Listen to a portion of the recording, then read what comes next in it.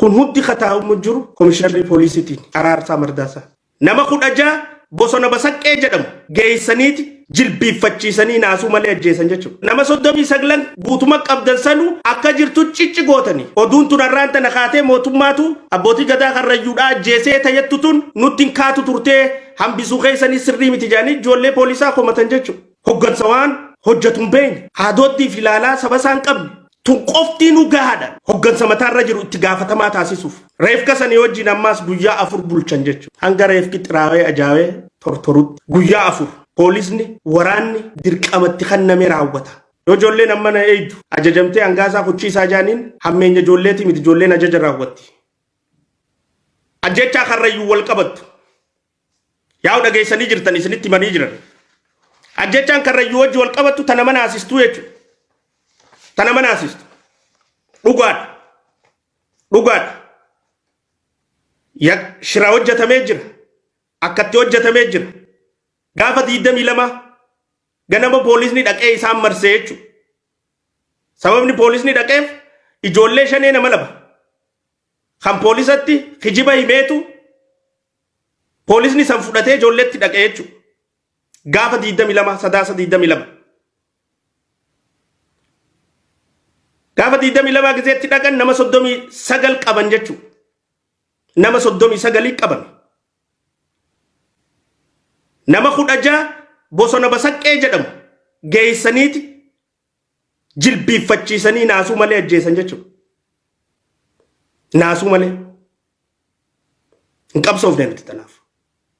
Naasuu malee. Eega qabamee namni maaf ajjeefama? Hidhuun osoo danda'amu.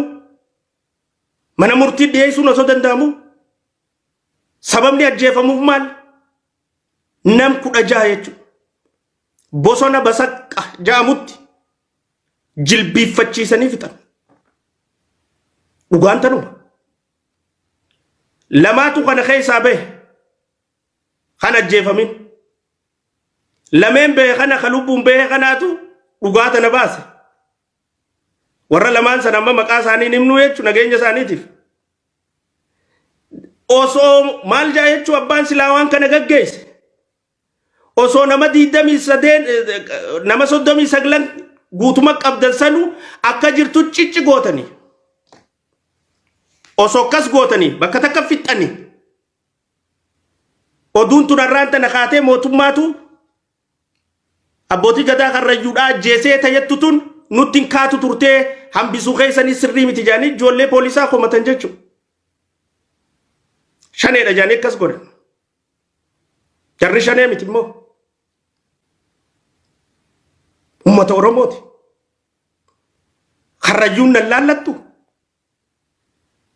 Yoo anaaf abbaan kiyya dhalchuu baatellee Kaaraayuun obboleeyyan kiyyaami Oromoomi. Yoo haati tiyya naa deessuu baatellee Kaaraayuun Oromoomi. Oromummaa miti nuti obboleeyyummaan itti qabna waliin jennu tun.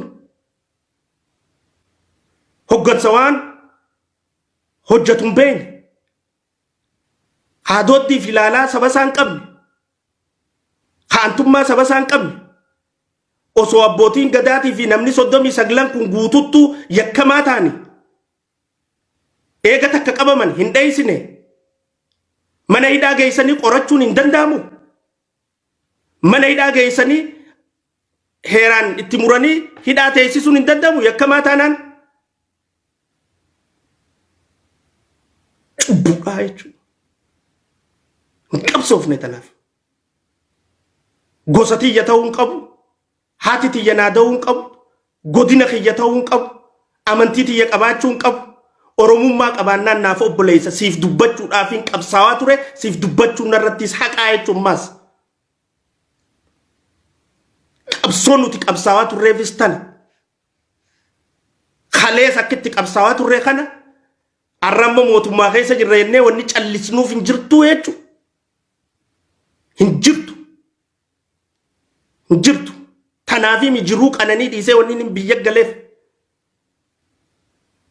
Hoggansi yakka fadhe gisee hojjetu. Hoggansu cabbuu fadhe gisee dalagu. Laalee callisuu. Hin garre jee bira dabruufi miti. Kaniin asitti aarsaa kafalu jiru. rabbiinu na taajjabaa jechu rabbiinu egaan dhugaan kalee Jawaari irra qabsaa egaan dhugaan kalee Profeesar Maraara irra qabsaa egaan dhugaan kalee Dr. Milkeessa irra qabsaa egaan dhugaan kalee Shanee irra qabsaa arraas dhugaadhaan hoggansa mataa irra taa'ee akka kana hojjetu irra qabsaa'u baannaan rabbiinu na gaafataa jechu dhugaa tanaan nu duuba jira kaayoo qabsoofnuuf tanaatu nu duuba jira jechu isii tanaaf qabsoofna eenyu haa dubbatuuf karrayyuuf tun qoftii nu gahaadhaan hoggansa mataa irra jiru itti gaafatamaa taasisuuf tun qoftii nu osoo hattummaanuu jiraachuu baatte tana caalaa ammaas kan nama gaddisiisu namatti 16 ajjeesanii wanta jaan keessaa 23 hafe san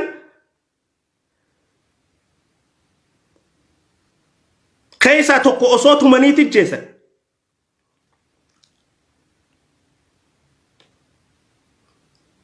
reefka sanii wajjin ammaas guyyaa 4 bulchan jechuudha hanga reefki xiraawee ajaawee tortorutti guyyaa 4 an Oromoofiin qabsaawaan fuula hoggansaa bitachuufi miti an Oromoofiin qabsaawaan bolola aangootiif miti an Oromoofiin qabsaawaan maqaadhaa miti na biratti an Oromoofiin qabsaawaan anumarraa dhugaadha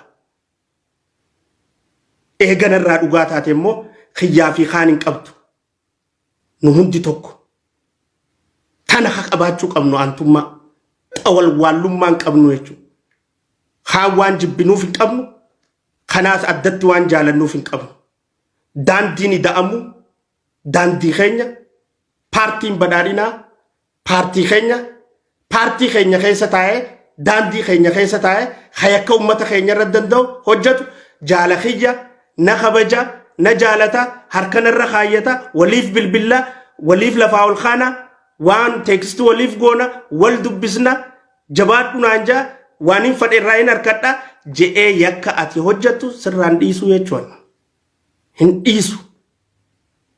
dhiisu kaayoon an qabsaa'u jiruutu tanaa miti kaayoon an qabsaa'u jiruuf ummata keenya gidiraa keessaa baasuuf sanumaan narraa dhuga sanuma ammaas taniin godhu jiru jechuudha malee paartii takka keessa waliin jirra hojmaata paartiiti maarree paartiiti indalagu as keessa yellame aysaram bacirrash kun hundi khataa'u jiru komishinari poolisiitiin araarsaa mardaasaa Oromoon araraafamuun qabdu rakkachuun qabdu poolisoonni keenya bakka hunda jirtan gootummaa keessan ni beeyna aantummaa isin qabdan ni beeyna jaalala isin ummataa qabdan ni beeyna tun badii teessanii miti badii hoggansaati waraanni ajajaan hogganama waraanni eemaraan deema akkatti inni leenji'ee tukkasi tun poolisoota dhimma kana raawwatee hin laallattu poolisni waraanni dirqamatti kanname raawwata dirqamatti kanname qulqulluudha poolisni naannoo Oromiyaa miseensonni hoggantoonni godinoota hoggantoonni aanaa kan magaalota keessa jiran aantummaa sabaa qabdan paartii badhaadhinaa ni jaalattan dhugaadhaaf qabsooftan ni beeyna isin wajji hojjechaa turre teessanii miti badiin hoggansa abbaa ajaja kanne waraanni ajajaan deema yoo waraanni tokko ajajamee yoo ijoolleen ammana eeydu ajajamtee hangaasaa kuchiisaa jaaniin hammeenya ijoolleeti miti ijoolleen ajaja raawwatti tanuma dhugaan jirtu akkatti leenji'anii tukkasi so jaalala ummataa qabaachuu baadhee taammana eeguu jirtu ijoolleen poolisa dubbii tana fittiin dubbadhu jechuus la. I'm ready. Sodaa namaan qabu jaalala uummata kiyyaa malee. Haqaafiin qabsaa'u jiraas. Dhugaafiin qabsaa'u jiraas. Saniifiin dhugaa uummata kiyyaa dubbachuuttis jira. Dubbachuufis ta'a. Ka sodaannu tokko hin jiru. Feete nyaara nu murta. Feete fuula.